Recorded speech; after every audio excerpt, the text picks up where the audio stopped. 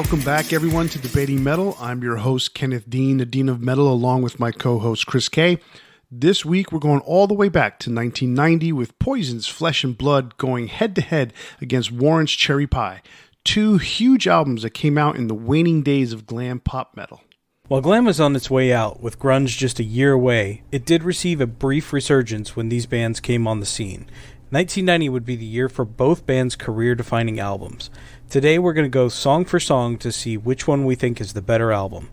Then stick around to the end where we'll give you a double big four for Poison and Warrant. We're going to discuss that and a whole lot more, but first remember to tell your friends about Debating Metal and make sure they click subscribe on their favorite podcast platform because we know you already have. All right, Chris, so it's Poison versus Warrant, 1990. Flesh and Blood versus Cherry Pie. It was quite a year, and in all reality, when you think about what comes next year in 91, there was such a mixture of things that was happening. You know, things were slowly starting to bubble in Seattle, but no one was really aware of it. And, you know, pop metal, glam metal, whatever we want to call it, was clueless as to what was coming up and what was about to smack them in the face. I think that's probably a good way of putting it. You could see in hindsight all these bands talking about the effect it had on their lives, you know, how much money they were spending, you know, the excess that they were living in, the highlight, or they were living in the limelight. And then all of a sudden they weren't cool anymore. And, some bands were able to kind of make it through, but many did not. Well, and that is one of the things that I want to have a show on, a rant about, which is that whole, basically the handing over of the baton very reluctantly from the glam metal scene to the grunge scene, because no matter what anybody says to me, you know, and they talk about, glam, grunge made me change everything about my life. No, you know what? Yes, Metallica changed, but guess what? Pantera had great success in the 90s. I mean, they started in 1990, and they had great success, and they were getting more and more extreme with every album. So don't tell me that it was because, certain kinds of music were not acceptable. You know, it was... We know a big factor of that is the studios and the record companies themselves. Right, and that's another rant for another day. But if the guy, I can understand if a studio or not a studio, but if a record company says to you, hey, you need to sound like this. Okay, well, that's not us. You know, if they get into a pissing match back and forth, then I can understand that part of the problem, being prevalent to the demise of the scene. Okay, but there were some bands that were still in that didn't really, I don't want to say change much, I guess you could say. They altered some things. They changed their image to be a little bit less glammy, but, they still were able to kind of forge their way through. Minimal success, but success nonetheless. But that's a conversation for another day.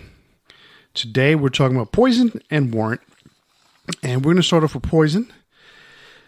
And I'm going to go ahead and start off this conversation. So, Poison's Flesh and Blood was released June 21st, 1990, and it was released on Enigma Records. It was recorded at Little Mountain Sound Studios in Vancouver, British Columbia. It was produced by Bruce Fairbairn, and it was co-produced and mixed by Mike Frazier. Bruce Fairbairn was a huge producer at the end of the 80s, early 90s. I mean, he did Aerosmith's Pump. He did, if I'm not mistaken, he did Razor's Edge for AC/DC. He was a big guy on a lot of the Bon Jovi records. So he was a huge producer in his day. He has since passed away. So let's get started with the songs. The first song, Strange Days of Uncle Jack. It's an instrumental. It's a strange way to start an album. What do you think about that? It's not even really much of an instrumental, to be honest. Right, because it's not. it's like more ambient sounds, some muffled, distorted speaking. You know, I didn't really listen too deep into what was actually being said. Kind of sounded like something that would be on an answering machine, or it's hard to understand because I had it on my stereo and I played it really loud, and you still really couldn't discern what was going on. Yeah. You know? The other thing was like it ends with this really ear-piercing quality. Like, and so that leads right into the next song, and I don't know. I don't have much to say about it because it's not much of a track, but no, I could have done without it. Yeah, honestly. It was extremely strange for me. But yeah, it does lead into the next song, which is Valley of Lost Souls. I think that's a really good song. You know, it begins with a drum fill intro, then the crashing chords come in behind it. You got some lead licks that jump in. You got a really cool riff. What I think is pretty cool about this song is like every line in the verses ends with CC doing some sort of, and it's almost all the same throughout every verse, but there's a couple of changes here and there. A really cool like a riff a riff slash lick that he does right at the end of the verse or at the end of the line throughout the verses. The chorus is really catchy. So I like the song a lot. I mean, CC, it's a typical guitar solo from CC. It's a million notes thrown into 30 seconds. And he's really good at that. Like, CC doesn't get a lot of credit for the guitar player that he is, but he does do some very tasteful guitar solos, regardless of whether it's 1 million or 2 million or 100,000 notes. They're all smashed in there, but it still sounds pretty good. So yeah, I'm obviously not a huge glam metal fan. We've talked about that on previous episodes. So some of this stuff I'm not super familiar with, and that's kind of what's interesting to me about it is hearing a lot of this stuff for the first time. And I didn't realize that CC kind of took so much flack as a guitarist and was a punchline for a long time. He was, and because the thing is that he was, I mean, for lack of a better term, he was a drunk. And he was always, running around all over the stage. He had that big giant hair that, was straight teased all the way out. And it was a look that worked for him. But, and you realize that this is when you sit back and think about it, live, there's only one guitar player. Brett sometimes plays rhythm, sometimes he doesn't. And so for the most part, most of the guitar work is CC. So it's really cool to know. I mean, he did do some tasteful guitar solos, and this is one of them. Yeah, and the other thing was that a lot of people had said that he was very sloppy live, and that would be indicative of him being drunk, etc. So drunk and running all over the place, dude. Yeah. Like if you're running from side to side trying to do your guitar solo instead of just standing still, you're gonna mess up. But if you listen to the album, I mean, you wouldn't be able to tell that because, like you said, they're very tasteful solos. That's something that I'll probably acknowledge all the way through. But it fits with the song very well. It's not a bad track. Pretty basic rocker, but it's a good start. I would rather the album have just started with this track rather than whatever came before it, honestly. Yeah, I agree with that.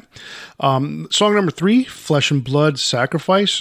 For me, it starts off with a guitar riff. It's okay. It's kind of like almost like a scatty, scratchy kind of riff. The verse starts off with just some drum accompaniment, before the whole band jumps in. The song is kind of slow and sludgy, kind of, that kind of pace to the song. The chorus is catchy. It's a sing-along style song. The background chant is fairly generic as it goes throughout the chorus. Again, solo, million notes, but it fits the song pretty good. So I didn't really recognize it as slow and sludgy. It is a little bit slow, but I thought of it more as like poppy. It's a song that you could, like, if you're at a concert, you would see the girls kind of dancing along to it with a beer in their hand. That's the way. Before. I have seen it many times, but that's what I pictured when I listened to this song. It's one that you could clap along to. because a clap above your head, that kind of interaction with the band. Right. So it's a competent solo. It fits the song pretty well. That being said, I don't think it's one of the best songs on the album. It is the 5th single, and it's decent, but I think the other singles are probably a little better. You get that far into an album with singles, 5 singles on an album, so you're already halfway through a typical 10-song album, and to me that you're stretching. If you've had good success with the first 3 or 4, all you're asking for when you go to a 5th single is more sales and more money. You're asking for more sales and more money, but you're asking for depending on the artist, and it happens most times. You're asking for basically burnout and oversaturation. The difference is that kind of thing with like multiple singles, like 5, 6, 7 singles. That started with Michael Jackson and Thriller, because Michael set out to do the perfect album. He was discouraged by some other things that had gone on, and he wanted to make the perfect album. He wanted to have an album, from A to Z, every song was going to be a major hit. 1 through 10, however you want to look at it. And he almost achieved it. I mean, that album Thriller is as perfect for that genre of music as it can possibly be. I think there's like one song that it really never really went anywhere. But to have like 7 singles, that was huge. And so for me, you start, for a rock band, you start searching for songs when you get into the 5th and 6th singles on an album. The song was okay. I didn't think it was worthy of a single, especially after you've had success with the first 4. So the next song number 4, Swamp Juice Solo. That's a play on words there. Guitar solo featuring some clean electric and acoustic guitars. It's probably an interplay between Brett, who likes to play acoustic, and CC, who does his electric guitar work. It's just, to me, it's just some noodling around in the studio. That's the way I look at it.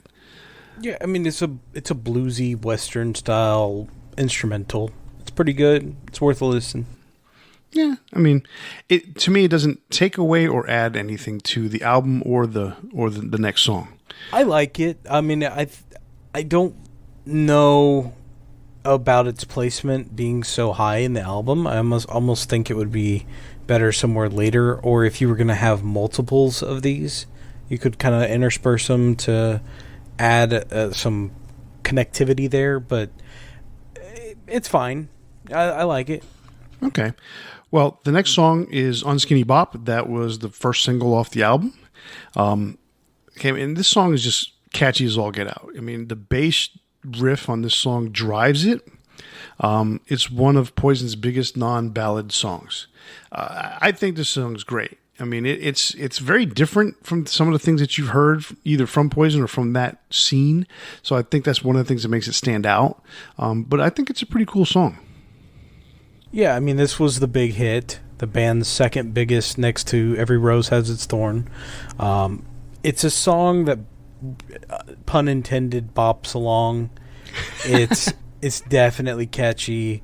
The meaning of Unskinny Bop is what really cracks me up about this. So CC basically just input it into the song as filler because it fit the structure. It was just wordplay that meant nothing, and then it just stuck. They thought it fit the song. They liked it. Whatever it meant or didn't mean, it didn't matter because it meant something when in the context of the song. So it as starting out from meaning absolutely nothing and just being some filler words, like we talked about with what was the Japanese band? Loudness, Mm-hmm. Oh, MZO or NZO or something. Yeah, they put the phrase in there that was just filler, and sometimes that sticks because it sounds good. Well, it's a good thing that "Wah Na Na Na Na" did not stick with "Wherever I May Roam" from Metallica. Okay, just putting that out there. I don't know. I gotta tell you that might have changed that and made them a bigger band. "Wah Na Na Na Na." That was great. I mean, only a few people know Metallica now, but just imagine if they had released one. Imagine if they would have had the one on Oz. All right. Next song is Let It Play. It's the 6th song on the album. It's got an a cappella intro, cool, catchy little riff, and the band does a really good job on this song of singing in harmony throughout the song. CC has some enhancement leads in between the verses, and then he blows into a nice verse. A nice solo later in the song. I like the way the song is laid out. I like the fact that they took the time to really hone in on the harmony part for this song, because if you're going to start a song out with that kind of harmony intro, you better nail it, and I think they did. So this track is about as unthreatening as metal gets. And here's what I heard when I listened to this. You remember on Scooby-Doo when they'd be running away from the masked villain and they'd be going from door to door and they would have like a song playing in the background? This would be like the metal version of that. Okay. So you know what I'm talking about, like where they would be chased by the guy and then they'd be going in one door on one side and then pop out on the other side, and yeah, that's this song right here. The scatting also got me. Well, that's a trademark of Brett. So, yep. It's a playful song. Obviously, no pun intended. But it is what it is. I mean, it's just a fun song. It's one of those things where, that's always been like, I know you're not too into Poison, but that's always been Poison. It's like there's a lot of fun, and then every so often they throw something in there that makes you think, and that's the problem. It's like, why are you making me think? Just let's have fun, and that's what they are. They're a party band. So, but the next song is Life Goes On. And that's the first of 2 ballads on the album, but it was the second one that was released after they had some success with Something to Believe In, which we're going to talk about a little bit later. I think it's a pretty cool song. I mean, it's a little bit more up-tempo than Something to Believe In, but it's a cool song with a cool little story behind it. What do you think about it? I don't know how cool the story is, but so well, no, but I mean, the lyrics are written for a girlfriend of Cece's that was shot and killed in a bar fight. So that's kind of why, I mean, I don't know how cool it is, because it is very meaningful, and I know it's a nice ballad that has a lot of feeling behind it. That's what I kind of meant to say about it. There's a I know, it's just a funny way of saying it. Yeah, I mean, it came across wrong because that was kind of what I was talking about beforehand. Every so often they throw a song out there that makes you think, and they did it a couple times on this album, which is the strange thing. Like this song as well as Something to Believe In. It's one of those things where it's like to me, Brett could be so much more, but then he just goes back to being, Brett Michaels, the party guy. So yeah, I mean, there's a couple songs that show a little bit of maturity here on this album, and I mean, we'll get to them. This being one of them, I think it's one of the better tracks on the album, to be honest, and maybe that's because it really did have some personal meaning behind it. Right. The next song is Come Hell or High Water. That song's got a cool, crunchy riff, very blues-based, mid-tempo kind of song. It's got a catchy chorus, but for me, it doesn't really do anything for me. The middle breakdown really, where it's just, some bass and drums, it just really doesn't do anything for me. It doesn't make sense to me. Relatively generic, in my opinion. But what do you think? Well, it starts off with a guitar solo for the first 30 seconds, which is nice. But then the tune kind of turns into Nothing But a Good Time Light. And it's okay. The bass stands out a little bit more than some of the others, and the solos work well. But yeah, I agree. It's very generic. Right. And then you go into a song like Ride the Wind, the next song. And, at first listen, you kind of think that the opening riff is really not much special, but the vocal melody is what makes this song a hit, along with the catchy chorus. So to me, it's a well-written song. It's one of those songs, like I said earlier, if you're going to pay that much attention to a song, to me, you got to do it to all the songs. And they paid a lot of attention to this song. They paid a lot of attention to Unskinny Bob. They paid a lot of attention to Let It Play, only because of the acapella. But this song, I mean, it was a hit and a single for a reason, Yeah, I mean, this was the third single, and in my opinion, it was honestly one of the best songs on the album. It's a bit more mature, kind of as we stated before. That this is a little bit different. It's not just one of those songs about hooking up with hot chicks or partying. There's a little bit more to it, and the freedom of being out there in the world and finding something bigger than yourself, and it's a good track. I honestly, when it comes to Poison, if there's I don't hate Poison, but there's never been a time in my life where I said, you know what, I want to listen to Poison. So So to find this on here, though, I like. There's always something positive about these. Whenever we listen to them, and even if it's a band you don't like, I think that you can always find something you enjoy. And this is a really good example of that because I actually really like this song. Well, that's cool. I like the song too. So the next song is "Don't Give Up an Inch." Song starts with an a cappella version of the chorus. It's pretty much an anthem kind of song. This is the way I put it. I would say this is a good Kiss song, but Kiss didn't write a song like this until Revenge, which came out 2 years later. I'm trying to think. I think it's "Take It Off" is the song that I'm kind of thinking in my mind when I hear this song. It's just a matter of the way the song is structured with the heavy beats and the start stop kind of thing, and and then part of it is like this. It's got this guitar solo that almost seems scattered. It like almost seemed like it didn't know where it wanted to go at first, and then it finally said, "Oh, we're doing this," and it went down a nice little path. Towards the end of the song, or towards the end of the solo. Excuse me. So it's one of those. The song is okay. It's an anthem. It's pretty cool, but it's that it's starting to get generic. You're already at song 10, and you still haven't gotten to one of the big hits yet on the album. So it's got a bunch of songs still to go.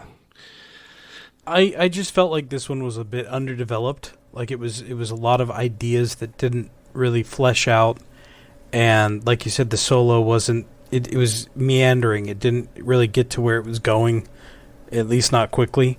And, it didn't do a lot for me. I had to listen to it a couple times because I kept losing myself in thought listening to it because it just nothing grabbed me. So right. It was filler. The solo. Yeah, it was definitely filler. The solo to me was funny because it almost felt like CC starts playing a guitar and he walks into a wall and bounces off. That's just the way it felt at first. I'm like, what's going on? I can see that. Yeah. All right, so song number 11 is "Something to Believe In." This is the big hit off the album besides Unskinny Bop. It was the second single release, and I like this song. This is a great ballad. "Every Rose Has Its Thorn" is a better ballad in my opinion, but this is still a great ballad. It's got a really nice piano intro. The lyrics are extremely deep. I think it's the second verse or the third verse where Brett is talking about his best friend who passed away suddenly. It was one of those. This is a really deep song. It's one of Poison's more mature songs, and you see what they can do when they really, or what Brett can do when he puts his mind to putting together a really mature song. And this is one of those. I mean, yeah, it was. Excuse me. Yeah, this was the second single. It was dedicated to James Kimomano, who was the friend that passed away. He was a security guard that was dealing with some problems of his own and ended up passing away. And it's a very meaningful track. It's not one of my favorite ballads or anything, but I think when you hear an artist pour their heart into a song, that means a lot. So even if it's not something that you love or maybe like your favorite song or anything like that, you can definitely feel those emotions pouring through, and that's something very powerful. I kind of feel like in some respects that this would be a great way to end the album, but maybe that's also a too somber a note to finish it on. So, and I guess I'll elaborate on that more as we go. But this is a really good track in general. Right, and I agree with you where I think it should have either been the last song or the second to last song. Yeah. With an up-tempo song ending it. The problem was that with the advent of CDs and the popularity of CDs and the vinyl on the way out, they were allowed to put on an album that could go an hour in 10 minutes sometimes, and you had to write songs that could fill that. And for a band like Poison that writes 3-minute ditties, you got to come up with a lot of songs. And that's unfortunate because I think if they would have taken out these next 2 songs, or maybe even 3, it might not have been. It would have been, I think, more appreciated. I think you follow the Slayer rule, or even the Misfits with their 24-minute albums, or then they have one that was like 10 or 15 minutes. Like more isn't always better. And the next track, I think, exemplifies that perfectly. Ball and Chain is next, and the song starts off with some guitar noodling, some dobro guitar work, some electric guitar work, acoustic guitar work. It's not a terrible song. It's a real simple blues-based rocker. It's definitely end-of-album material. That's the way I look at it. Yeah, it's just filler. It's fine. It's not bad. It's not one that you're gonna listen to and be like, I hate this. It's just gonna be like, it's there. Yeah, exactly. And then the next song is Life Loves a Tragedy. I think this would have been the perfect song to end the album with, because it goes from being a ballad to a rocker, to a ballad, to a rocker, and ends as a ballad. I think that kind of song would have probably been perfect to end the album with. But you go a minute and a half into the song, you think it's a ballad, and then all of a sudden it changes and it goes back to being a ballad again. So it's weird, but it's a catchy song, so it's not bad. But it's, again, we're getting to that point where it's like, all right, we got to put another song on here. And I agree. I feel like it would be a really good album closer. But the problem is, you're also, like, say you didn't have Ball and Chain there, then you're following Something to Believe in immediately with a rocker ballad. Not to be mistaken with a power ballad, but like it does switch back and forth, like you said. Yeah. And so it becomes too samey in a way and takes away from one or the other. So that's why I feel like they had to put that filler track between it, because if you're listening to it as a whole, like an album like we used to do, or guys like you and I still do, then it's not gonna follow very well. So you take out come hell or high water, right? You take out Ball and Chain, you move up Poor Boy Blues after Something to Believe in, and then you end on Life Loves a Tragedy, and I think you got something there. But probably, speaking of Poor Boy Blues, that's the end of the album. Good night. See you later. It's a fun song. It's a fun blues jam. It's cool. I mean, that's cool, and you could tell that Brett's not totally seriously into it. It's the way he's fiddling with his his vocals and stuff like that. But it's a playful song, and it's a studio jam. Yeah, in my opinion. It's harmless. It's one of those, like, you hear bands do where they were just kind of playing around, and it gives the vibe of like they're just fun guys, and there's a lot of bands that did those kind of tracks. So it's nothing really new and inventive, but it's non-threatening. It's fine. Exactly. Overall, this album is pretty good. It was I think their second biggest selling album out of the 3 or 4 from this time period. I like the album. I mean, it was good. Not to me, it's not as good as Open Up and Say Ah, but it's a good follow-up to Open Up and Say Ah. I mean, you didn't lose a whole lot in that regards, but it was definitely not as strong, but still strong in its own right. So I was surprised to find more to like than I thought I would. I've always thought of Poison as one of the, like, if I was an elitist, I would say they were soft. You're an elitist. I'm not, though, because I know you're not. I'm very open to listening to different things. I like what I like. Don't get me wrong, but I also am not a gatekeeper for metal.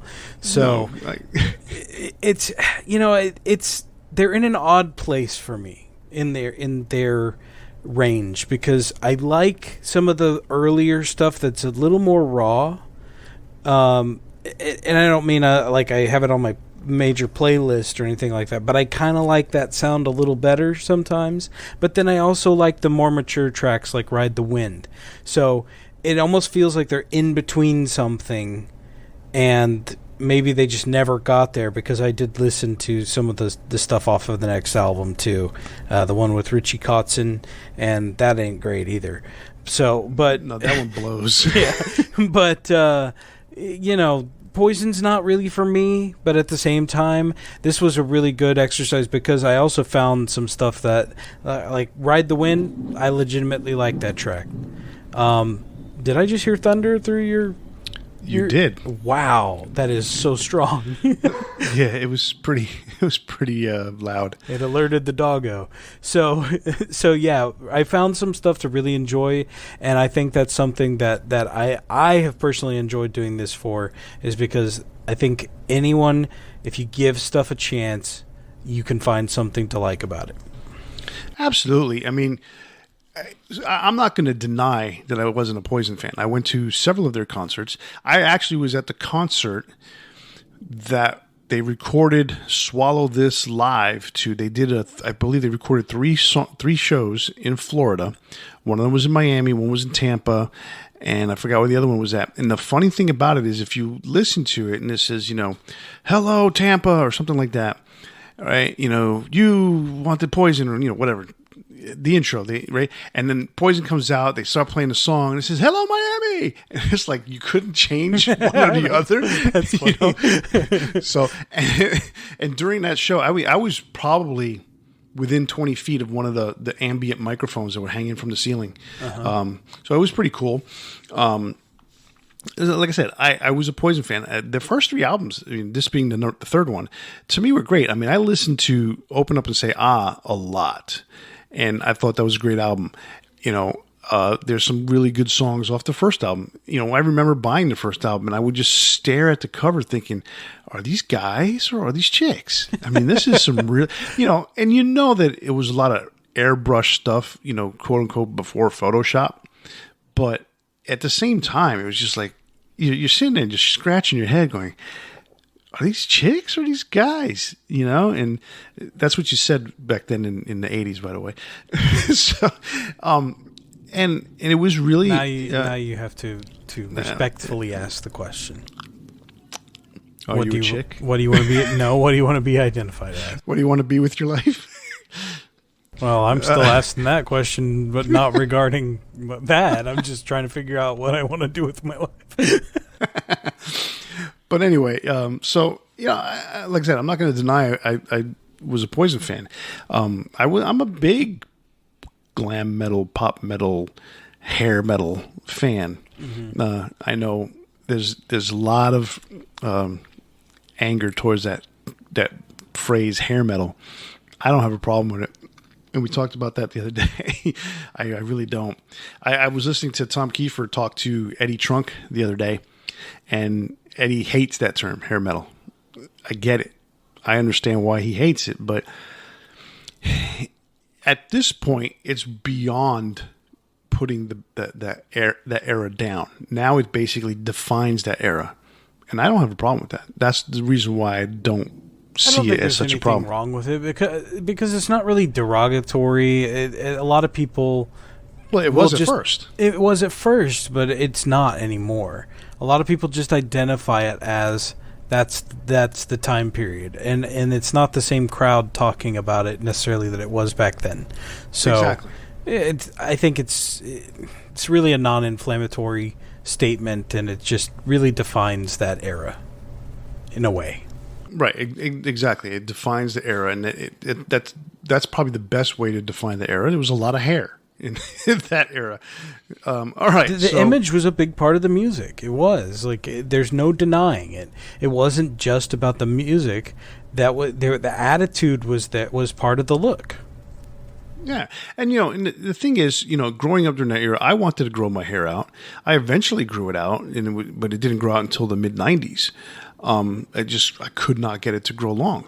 Yeah, I have really rough and coarse hair, but everyone else around me, just all the guys, or most of the guys, let's say all, wanted long hair, and that was the look, that was the thing, and they listened to rock, and they listened to metal, and they, some listened to thrash. Thrash was about the music, and they had long hair at the same time because that's just what you did to rebel. That's what you did to piss off your parents, So, all right. So we move on. Now we're going to Warrant. Let's see here. There's a couple things extra on this Warrant thing here. Okay, so we're going to talk about Cherry Pie, which was released on September 11th, 1990 on Columbia Records. It was recorded at the Enterprise in Burbank, California, and it was produced by Beau Hill of Rat fame. One of the things that's interesting about this album, and we'll talk about the players in a second here, Janie Lane, obviously, is the vocalist. He's the main songwriter. The guitar players are Joey Allen and Eric Turner. Jerry Dixon's on bass and Steven Sweet's on drums. But on this album, there was one guy named Mike Slamer. I'm going to call him, there's only one M. He played all the guitar solos on this album except for one, and we'll get to that in a minute. So that's pretty interesting, to think that the producer comes in, and this is Beau Hill, and says, yeah, you guys are guitar solos are not up to snuff. We're going to bring somebody else in. But they were okay with it. So that's a good thing. So they must have realized that, yeah, we're still learning and might as well get something good out of it. So from what I understand, that's not super out of the ordinary. But yeah, it did kind of shock me a little bit on how many additional musicians were on this album. There was a bunch of musicians on this album. A lot. So yeah, starting things off, the lead off single is Cherry Pie. As many listeners may know, the song was dedicated to the president of Sony Music Entertainment, Don Einer, due to the record company's pressure to make the song. So basically, they had an album that was called Uncle Tom's Cabin, and that was going to be the lead-off single, and we'll get to that track later. But they felt like they needed some kind of arena. What's the term? The anthem. Mm-hmm. And so they asked them to go back and create another song, and in 15 minutes, Janie Lane wrote this track. And they eventually recorded it, and the record company felt like this was a hit, and it was. I'm not a big fan of this track. I never have been. I think part of it that amuses me that it, it's one of those things that it's almost done with disgust towards the record company, and I can respect that. So it's it's a major hit. There's no denying it. Whether I like it or not, it doesn't matter. This is a hit, and it's still played regularly on the radio to this day. One thing that's pretty interesting is we were just talking about Poison. Well, the solo on this particular track, you mentioned that Mike Slamer was the one who did the solos. Well, this is the only track he didn't do, and it was C.C. DeVille who did the solo on Cherry Pie. And it's a pretty good solo. I'm not going to deny that. This song is because of what we music head, these metalheads that we are.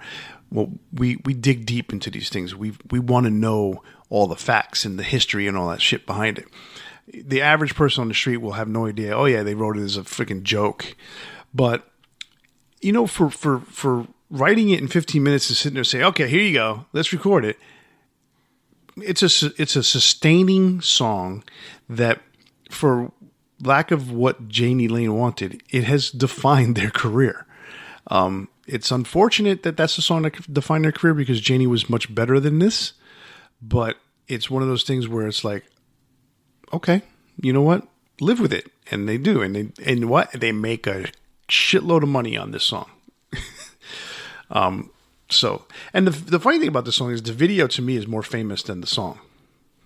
Yeah, I mean, for good reason. So the other funny thing about this song is when we decided that we were going to talk about this topic, I remember the morning that you said, hey, how about we do this? And I said, okay. I started to listen to this album, first song, Cherry Pie. And then I turned on, I listened to the album. I kind of switched over and I started listening to my personal playlist on Spotify. Hit the play button, is shuffled, this song comes on. I shit you not. Then when I go to lunch, I get in the car, turn the radio on, and what's playing? Cherry Pie. I'm like, what the hell is going on here? It was destiny. It was destiny, yes. I'm not as negative towards the song as you are per se, but because I understand what this song is all about, and I because you respect it because it's an FU to the president of Sony, and I think it's a pretty cool way to be an FU, because now, in essence, it proved the president of Sony right. So, he made money, the band made money, and there you go. But the thing is, so they made money, yes, but Janie Lane hated it for his entire life. Oh, I know. And I can understand that, because being an artist and having that kind of integrity, that matters a lot to me. I understand where he's coming from. So that's a tough one. It is. All right, so the second track is Uncle Tom's Cabin. That's the third single. It was originally going to be the first single, like I mentioned before. It starts off with a nice acoustic solo by Eric Oswald, which is Janie's brother, then rips into a heavier riff. The solos by Mike Slammer are pretty great. This is a really good track, and it is what it is. The album became Cherry Pie, but I can see why this was going to be the leadoff single. This is really awesome. This song is incredible. I love this song. I love the acoustic intro. I love the banjo. To use a wrestling term, this is great storytelling. And that also includes how the song was structured. Everything about this is great storytelling. It was, the follow-up to their third single. Oh, excuse me. It was a follow-up to their second single, which was also a big hit. I mean, you get two top 10 hits, and we're not going to mention the song yet. It's one more song away. And then you come out with this song. It's still pretty, it reached number 78, so it's not bad. Even though your first two reached top 10, this song wasn't going to reach top 10, but it's a great song for people who like metal, who liked metal at that time. This song is awesome. It's hard to say anything bad about this song. All right, so that takes us into track 3, I Saw Red. This was the second single, and it's a pretty good ballad. I mean, if you've seen the video, it's kind of funny because Janie is playing piano, but don't be fooled by the movie trickery. That's not him playing. There's a couple piano players that played on the album, so I don't know exactly who that is, but it's kind of amusing. There was part of the image of glam metal was making these guys look like heroes, and I think that's kind of funny that they did that puts him into different light. He's a sensitive guy too. So it's a song that I think a lot of people can relate to, about being cheated on, and there was some rumors that it was from personal experience, but Janie came out on multiple times in interviews saying it wasn't something that happened to him, but it was something he could relate to from similar experiences or something like that. So it wasn't a one-to-one story. So then the question begs to be asked, what caused the delay of the first album? Because they're saying it was because of that incident that he had a nervous breakdown, and that delayed the first album. So, there's lots of things that, historically we're never going to be able to get to the bottom of, but that is an interesting tidbit because, that was a story that's out there, but then, he comes out and says, no, that really didn't happen. So who knows? Who knows? There was alternate versions of the track too, but those are available, I believe, on the deluxe edition. There's an acoustic. Basically, MTV kept coming to them and saying, "Give us another version of this song." So it happened multiple times. Yeah, the acoustic version's on the best of. Okay, this song is pretty good. I like the song. It's not the greatest song in the world, but it's a well-written ballad and that features a really good vocal melody. And it's catchy. That's the one thing about Janie that was really cool, is that he knew how to write a good vocal melody. He knew how to write a catchy chorus. And, you could tell by the first two albums that they released and the success behind them. It's a shame that stuff got in the way. And, that later on, tragically ended his life.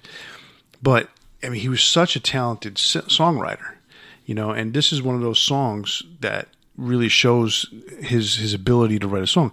The bridge on this is really what sends this song to another level, and that's one of the things I like about this song. And the acoustic guitar version of it that's on the Greatest Hits album is just a really cool version. It's very similar to what they did with Something to Believe In with Poison. They released an acoustic guitar version. It wasn't piano, and changed the lyrics completely. Now, the original piano version is much better lyrically, but if you think that Brett went deep on the first one, the second one with the acoustic guitar is like even deeper. And, it's even more heartbreaking to some degree. And you could sense it with I Saw Red. You could sense Janie's heartbreak in the song. Okay. I'll have to check out the other versions too. All right. So that takes us into track 4, which is Bed of Roses. It's another catchy track with good solo. And it's not really bad, but it doesn't really stand out in the pack because I think there's a lot better songs on the album. I think the song is pretty good. It's got a lighthearted chugging kind of riff on it. It's got a nice vocal melody and a catchy chorus, like I've mentioned before. It's one of those songs where it's singable, and you can easily think about in a concert everyone kind of sing along to this song. But yes, I agree. It's not their best work, but it's a decent song. So one thing to note about it is, for most of the early albums, Janie Lane was the only credited songwriter, but then he had a couple tracks where he brought in other artists that typically weren't members of the band, and so this one was Bonnie Hayes wrote on it. This track 5 is Sure Feels Good to Me. It's a really fast-paced rocker that I think really stands out on the album.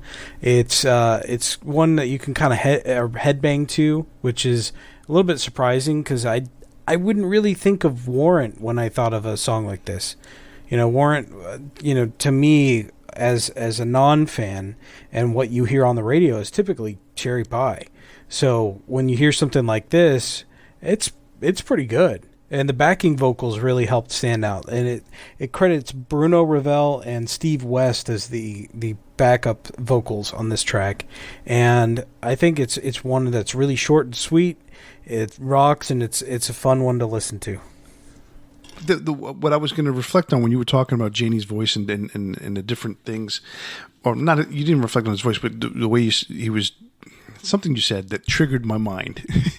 One of the things that I like, Janie has that way he can sing softly, and then when he wants to sing like hard rock, he sings. It's a different style of vocals, and that everyone goes through that, but his is very distinctive, and I like the way he sings on this song, and it definitely tells you that this song is a different vibe altogether, and it's definitely an up-tempo rocker. I like it because it's that much different than the typical Warrant. Yeah, it really is. I was very surprised by this one. Track 6 is Love in Stereo. It's another fun rocker with a cool piano part and another good solo. It's got a modern, for the time feel, so 1990 feel, but also has some 50s rock vibes. Who wouldn't want a good menage a trois, huh? That's a fair question. Don't answer that question, married men. Well, some wives are into it, some guys are into it. It's a cool song, and it's basically Love in Stereo. He's just talking about being with two women at one time. So good for him. All right, that leads us into track 7, Blind Faith. This was the 4th single. It's a power ballad and a decent one. But I don't think it quite makes my monster ballad list. More on that later. We may be doing a monster ballad list, do you? We may be doing a monster ballad episode at some point. Mike Slammer really kills it on the solo on this one, though. I think it fits perfectly in this track. It adds a lot to it, and I think it's a good one overall. But I think something about that solo really just tied everything together. For me, it was relatively generic ballad. It's so it didn't decent. make your monster ballad list either. It did not make my monster ballad list. No, it just doesn't have what it takes to me. It's one of those where a band or artist is trying, but it doesn't really do it. I get it. All right, so that takes us into track 8, Song and Dance Man. So one thing I noticed when listening to this is Janie really does have a powerful voice. And I guess it's just something that because of the way that Warrant's been presented, you almost don't realize that he's as strong of a singer as he is. On tracks like this, I think it's much more obvious because there's a lot of room to breathe. There's the instrumental part, but then his vocals are laying on top of it so well crafted that it's very obvious. I like the track as a whole. I thought it was good. I like the way this song is structured because it has the slow verses with an up-tempo chorus. I like that. I like that back and forth. I like the acoustic intro on the song. When you do songs like this, you could sense there's a songwriting, not necessarily lyrically, but there's a songwriting maturity that comes with it, because you're able to start playing around with different ideas rather than just always going 100 miles an hour and then slamming the brakes and coming up with a ballad and going back to 100 miles an hour. Mm-hmm. This song, this kind of structure, the song tells you that he's like, yeah, let's try this. There was some experimentation, I guess you want to put it that way. Yeah, I started to think as I was listening to this, is Warrant as much of a band as it is, at least at this point in their career, is it as like whatever musicians are playing with Janie almost? In the same concept of like Death was Chuck Schuldiner, and he had a lot of great musicians that played with him, and they were a band technically, but if they didn't fit at the time, like he would move on. Well, that's funny because the band in reality didn't change much. No, they didn't. And I'm not saying that he just switched people out, but I mean, he's the songwriter. He's the vocalist that really stands out here. He's got a lot of additional musicians that are helping out. They've got 2 rhythm guitarists. Instead, they don't have a lead guitarist. You know, Right. it just makes me think like Janie was the star, everyone else was maybe manufactured, or if they were playing together before. You know, I'm just going off of a hunch here. I obviously need to do more research on it. Well, I mean, the funny thing is that Janie wasn't one of the original people. The original person that's been in the band from the beginning is Eric Turner. Yeah. And he, you know, he started the band. He had another vocalist. He had a different bass player, a different guitar player, different drummer.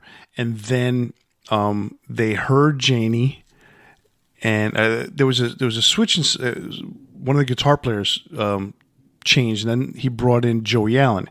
Right before that, he had brought in Janie Lane, and Janie came along with Stephen Sweet. So it rounded out. You know, they had already gotten Jerry Dixon. That was the guy that they changed out real early. Gotcha. Was Jerry Dixon. So, and the funny thing is that to this day, Jerry Dixon is the bass player, never left. Eric Turner has been there since day one. Stephen Sweet is back in the band. Joey Allen is back in the band. I mean, when they reunited basically in 2004, it was basically the original or the classic lineup of the band, but with Jamie St. James, the original singer for Black and Blue, who looks very similar to Janie Lane. He was in there for a bit, did one album. Janie came back, and then Janie was fired shortly thereafter, and Robert Mason has been the vocalist ever since. So the band's been pretty stable throughout most of the 2000s. So it's interesting because I get what you're saying. You know, it was almost like this is Janie's band, and you know, yeah, you might not be good enough guitar player, so we're gonna get somebody to do solos, and it was a strange dynamic, but the band was good with it, so they. Yeah, and what I was saying is no slight to any of those musicians. It just very much seems like it was the Janie Lane show, and then everyone else was along for the ride, and maybe they improved as they went along and became better musicians and, you know, filled that role, etc. Because obviously Warrant's still together and they're still playing, and you, like you said, it's the same guys that were back in the classic lineup, with the exception of the Robert Mason on vocals. But you know, it's just interesting. So, and the more I learn about the creation of bands, etc., I've also noticed how much influence, like we mentioned it earlier, that the record companies have, and maybe that's even sometimes putting a band together. You know, they sign certain musicians or singers, and then they say, well, we've signed this band, but we don't really like you as the singer. We're going to put this person in your band with you. So sometimes stuff like that does happen too. I have heard that happen, yeah. Yeah. Anyway, back to the album. The track 9 is "You're the Only Hell Your Mama Ever Raised." You know, I think the chorus stands out the most here. You know, and it's got some really creative song structure with the chorus itself. Overall, it's a little bit generic. It's got some DNA in it. It's got some DNA in there. But it's you know, it's got that really kind of cool structure of the chorus. Yeah, I mean, it got some cool parts to the song. It's an anthem, you know, and that's what I guess drives the song. But other than that, I mean, you're getting towards the end of the album. You know, you've already passed all the hits, and now you're towards the end of the album. This one is okay. It keeps you kind of interested to bring you into the last couple songs. Well, you're right. We are getting towards the end, and usually that is a sign of the decline of the quality of the song sometimes. But I think track 10, Mr. Rainmaker, is really good. You know, it's pretty heavy. The lead out solo is really nice. It's one of those tracks that I listened to a couple times because I actually found a lot to like about it. And for being so deep in the album, that's pretty cool.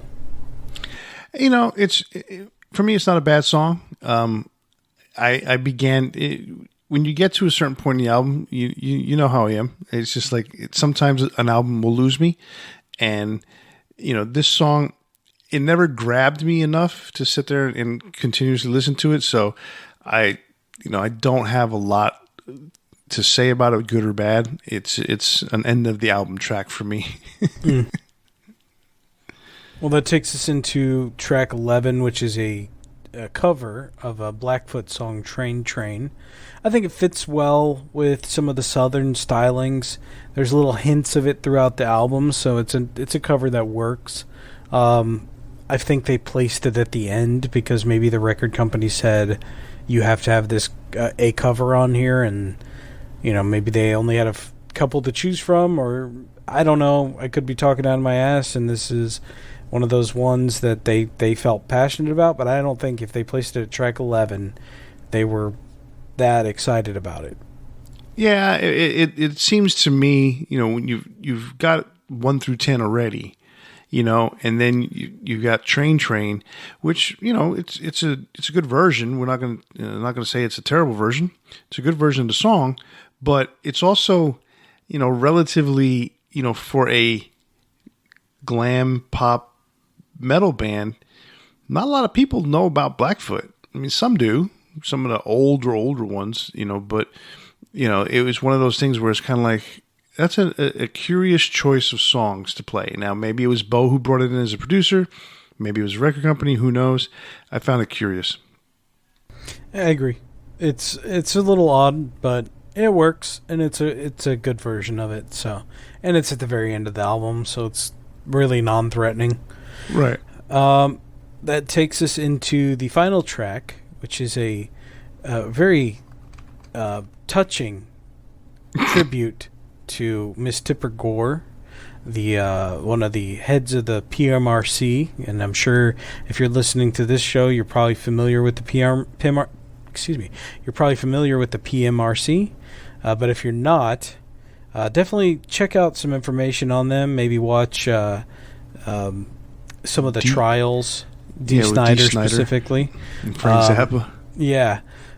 Basically, this is some nasty dialogue clips from all their live shows of mostly Janie saying F this, F that, fuck this, mentions of BJs, etc. All the things that the PMRC really loved and treasured. So, what's funny about this is that they released 2 versions of this album. One was the clean version, which did not have this track whatsoever. And then one was this one. So if you bought the one that had the sticker that the PMRC so graciously adopted to put on records, the sales driving sticker, exactly the sales driving sticker, then you got the ode to Tipper Gore. If you did not have that on the front, you did not get this. So the funny thing is, when this album came out, this is 1990, I was 21 years old, and I believe I had just started working, or I was about to start working at the music store. And I bought the clean version, not for any other reason than that's the only one I saw. Did not realize that they had one with a sticker on it that had the ode to Tipper Gore on it. It just some places just had the clean version, and it wasn't put aside, or categorized as clean version, dirty version type of thing. It was just, that was the Warrant album you got for Cherry Pie. So I had that for the longest time, and then when they remastered it, they reissued it. All of them are with the sticker, and then they added 2 bonus tracks to it. Well, you missed out, because this is a beautiful, beautiful song. I did miss out on all the fuck yous. And everyone should listen to it. You can put it up there with any ballad. Maybe put it on your monster ballad list. All right, so overall, considering that I've never really liked Cherry Pie and I wasn't super familiar with Warrant, I was very surprised by how much I liked here. I've always heard that particular song isn't necessarily indicative of their catalog, meaning Cherry Pie, but I was thoroughly convinced of that. There's a lot more here in what Janie Ling does as a songwriter. It's not the deepest material, but there's a lot of varied material. There's a lot of really good rockers. There's a lot of good ballads. There's surprising stuff that Cherry Pie does not represent what the band was capable of. Absolutely. The funny thing about this is that the glam metal scene that came out of LA for the most part, it wasn't very deep in terms of songwriting, not ability, but songwriting lyrics. The lyrics weren't very deep. They were very shallow. But some people were able to rise above it and have better songs and deeper songs. And you yourself, with this experiment, have realized that, every so often, Bret Michaels puts out a pretty decent deep song. Same thing with Jenny Lane. Same thing with Tom Kiefer, and a lot of those guys in the middle. Even Bon Jovi. There's a couple songs from Bon Jovi that I really think are really cool. You mean in like the early years of Bon Jovi? Because he did write some deeper songs later on. Oh yeah, no, talking the early years, like the New Jersey album, which is, I think it was his fourth album. It was their fourth album. There's a song on there, "Blood on Blood." Hands down my favorite Bon Jovi song. It's about blood brothers, and how three guys were basically best friends growing up, and how they will do anything for each other. And I love that song. It had a lot of meaning to me with a couple of my best friends that I grew up with in Miami. When I say grew up, in my 20s, in my 30s. But for the most part, glam metal is not very deep. It's very shallow. It's just all about having a good time, and ain't nothing but a good time. Ain't nothing but a good time. How could I resist? I mean, this album for me was pretty cool. I look past Cherry Pie most all the time just because, it's one of those songs like you hear it so often, you're like, I don't want to hear this again. I go right to Uncle Tom's Cabin. I think that's a great song. So it is one of those that it's tough to really, on the surface, like you said, tough to pinpoint and say, oh yeah, this is that band, the Cherry Pie Band. No, there's much more behind that wall. Absolutely. I think if you haven't given them a chance, do the same thing that I did. Listen to more of their catalog, maybe even just this full album, and I think you'll see that there's more to them than just Cherry Pie. Yep. So I want to hear your opinion first as to which album you think is better.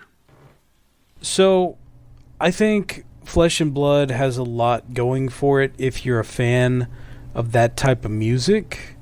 But I think for me, personally, I thought Cherry Pie was a better album. There was more thought put into the music in a way for me. There's something to be said for four guys going and writing all the music and putting it together.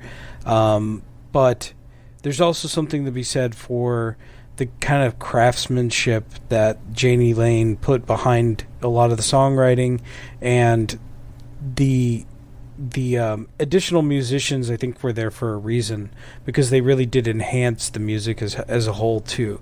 So I don't know. There's something to be said on both sides of the argument. Like, do you just have the band go and do the thing, or do you put out an album that's superior? I think Cherry Pie, the song, it is what it is. It's in the placement that it is, but if you look at it as the original concept of the Uncle Tom's Cabin album, I think it's really good, and it's a kind of a tragedy that it's buried under the Cherry Pie moniker. Yeah. So, on the surface, Flesh and Blood sold 3 million copies. Cherry Pie sold 2 million copies. That doesn't mean that Flesh and Blood is 1 million times better than Cherry Pie. I'm surprised that Cherry Pie didn't do more with that single. But I think the song itself, the single, is like a huge single in terms of like sales. This one is almost really a toss-up for me, because there is so much going on with Janie and, Uncle Tom's Cabin and Sure Feels Good to Me. Songs like that are pretty cool. I Saw Red is a great song. But then I like songs like Unskinny Bop, Ride the Wind, Life Goes On, Something to Believe In. So I think, in my opinion, as a whole, beginning to end, I'm going to give it Poison's Flesh and Blood as the better album. But it's really close, in my opinion, because there is a lot of really good songwriting by Janie in the background. All right. Well, we're definitely different on this one. But definitely different. That comes sometimes to just personal taste. So exactly. Well, that brings us to our Big Four for tonight, and we got a double Big Four. We got Big Four Poison songs and Big Four Warrant songs. So, which one do you want to do first? Do you want to do Warrant songs first or do Poison songs? Let's do Poison because that's what we started off tonight. Okay. All right, so I'll go first on this one, and you can go first on the Warrant ones. Okay. All right. So for me, Poison songs. Now, Poison is what's funny about Poison is in all honesty, they released 7 albums, and it really is. One of them is a covers album. They have a limited career because after Richie joined the band and everything went south with that Native Tongue. They took a break for a while. Basically reunited with Cece, and came out with Crack a Smile and More, which included some stuff from the Poison Unplugged, and it featured. Its funny thing is it featured Blue Saraceno, even though they released this album after they had reunited with Cece, but Blue Saraceno had played on the album, and so it was really strange. And then Cece was on the Unplugged tracks. So I really put the career of Poison in the first 4 albums, if you want to put it that way, and realistically just the first 3. So my songs come from those 3 albums.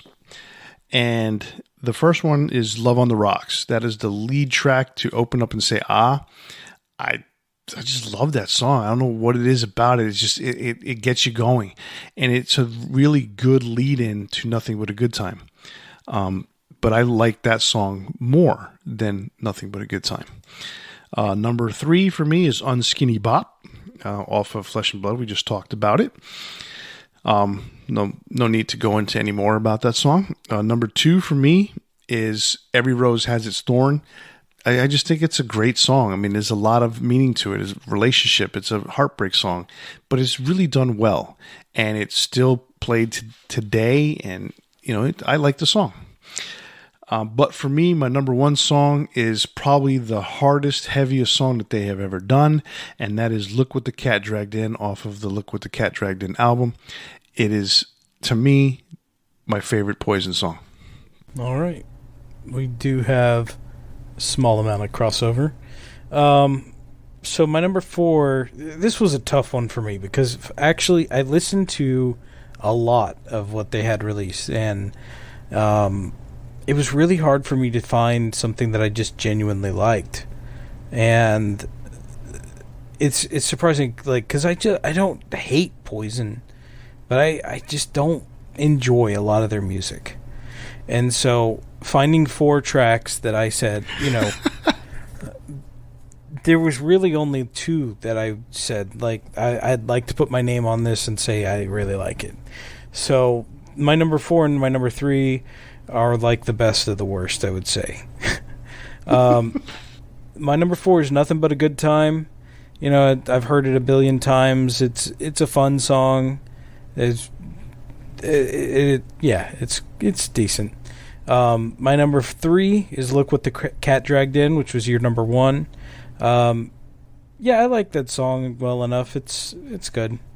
My number 2 I genuinely like is Ride the Wind. We mentioned it earlier. Very mature, different kind of sound to the band in a way. It's a really good track.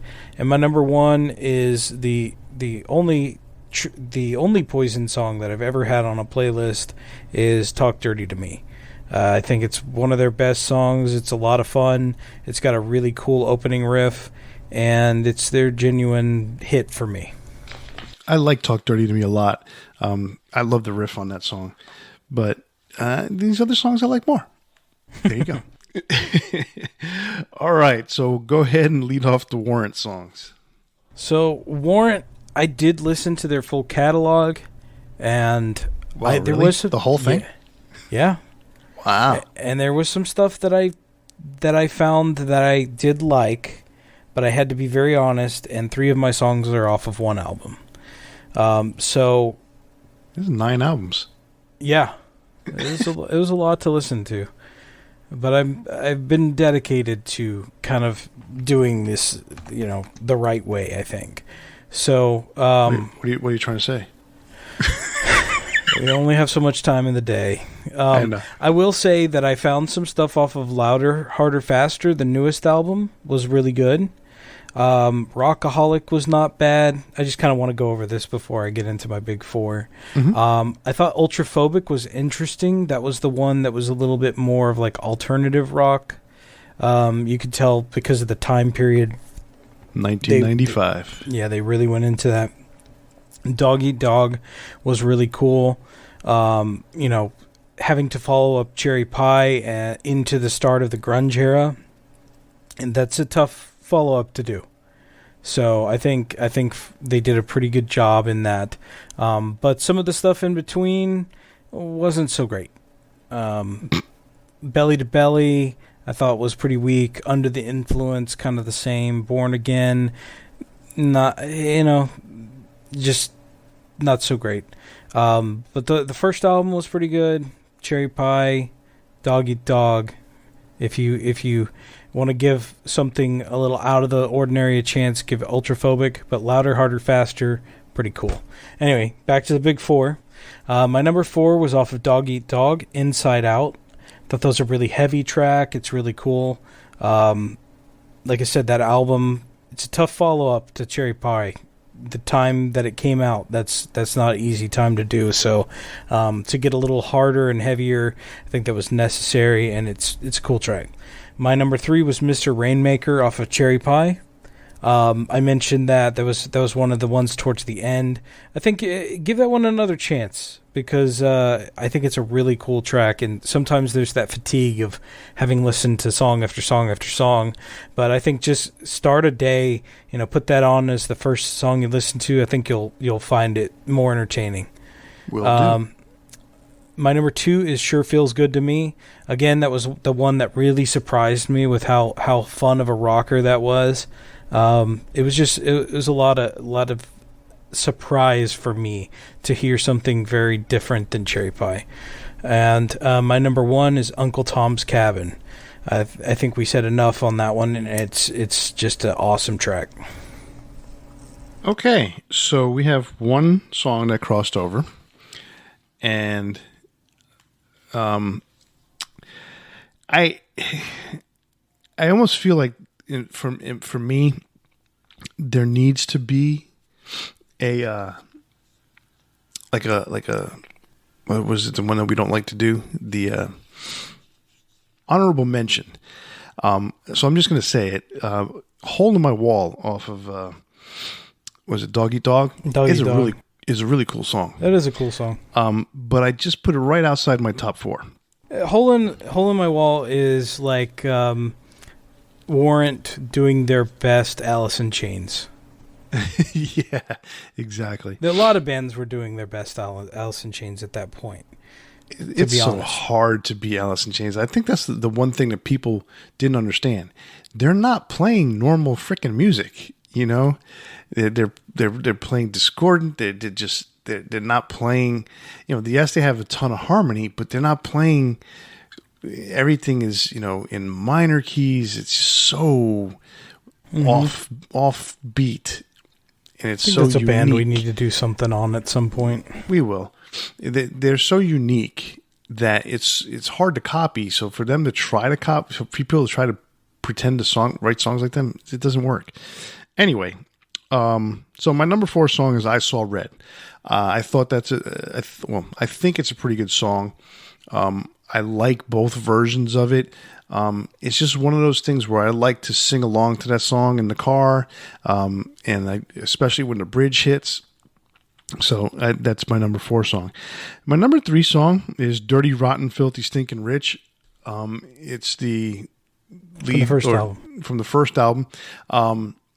It's just it was one of those songs. I mean, the Down Boys is what really kind of got them started on the map, and then they released a couple of other singles, but this one was a pretty good single that they released off the first album, and I think it really stuck with me, as well as the fact that they intro Cherry Pie with the title.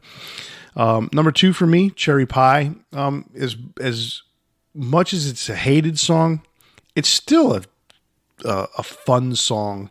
And even though you've heard it a million times and you don't want to hear it again, when you're in a situation and a setting where it's appropriate, the song is pretty cool. So we'll put it that way. And then my number 1 song is the same as your number 1, Uncle Tom's Cabin. Hands down my favorite Warrant song. I mean, it's an absolute classic. It is an amazing song. All right. Well, that's our big 4 Poison and Warrant songs. That puts a bow on this episode of Debating Metal. So like always, don't forget to tell your friends, your wives, your girlfriends, your boyfriends, your teachers, even your parents. Tell everyone to subscribe to Debating Metal.